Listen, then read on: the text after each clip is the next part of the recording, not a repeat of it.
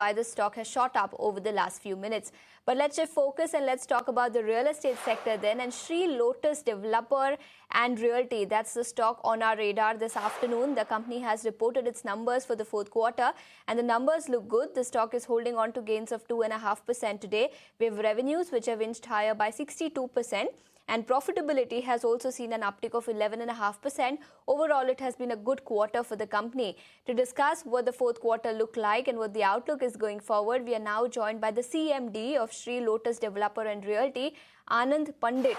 Mr. Pandit, afternoon. Thank you so much for joining us. Ashesha this side. First up, if you can take us through what the fourth quarter looked like, what led to this kind of jump up in revenue and profitability, and what's the outlook going forward?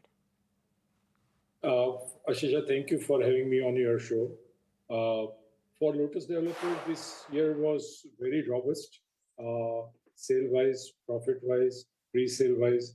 I mean, if you can see our yearly numbers also, those are also very encouraging numbers. As we guided for pre-sale about 1100 to 1200, we have achieved pre-sales also. Our growth, business growth is also excellent, and our EBITDA margin is also about 36.5%. If you consider quarter, then in quarter we have pre-sale of 462 crore, which is 117% rise year on year. Revenue also rose by about 62% year on year, that is 308 crore. EBITDA margin also is about in the range of about 39%. Profit after tax is also up, and it is 101 crore. So we are very happy with this result. Understood. And from about 1157 crores of pre-sales that you reported in FY26, now you're guiding for 1800 to 2000 crore of pre-sales in FY27. What makes you this confident? Do you have many launches lined up because of which you're targeting about 100% growth in pre-sales? Yes. Currently, last year we had only 4 launches, and this year we have got a very ambitious plan for 6 launches. And so altogether we'll have about a basket of 10 different projects to offer the pre-sale. So we are very confident to achieve 1800 crore. What is the execution roadmap looking like for FY27? I understand that you already have a couple of launches lined up, but what will the execution roadmap look like? So execution, all these new launches and old launches will be able to complete in about 4 years' time, 3.5 to 4 years' time. And execution, since we have got almost in-house execution, we are very confident to complete it. Until today, our legacy and our past performance says that we have completed all the project between 2.5 year to 4 year cycle. I was just going through your presentation, and you also have plans to launch 11 sea-facing Juhu, Mumbai projects in Juhu, Andheri and Bandra. Can you take us through what the roadmap could look like for these new projects? So what we have done, as you know, we are in a redevelopment model. We are completely asset-light model.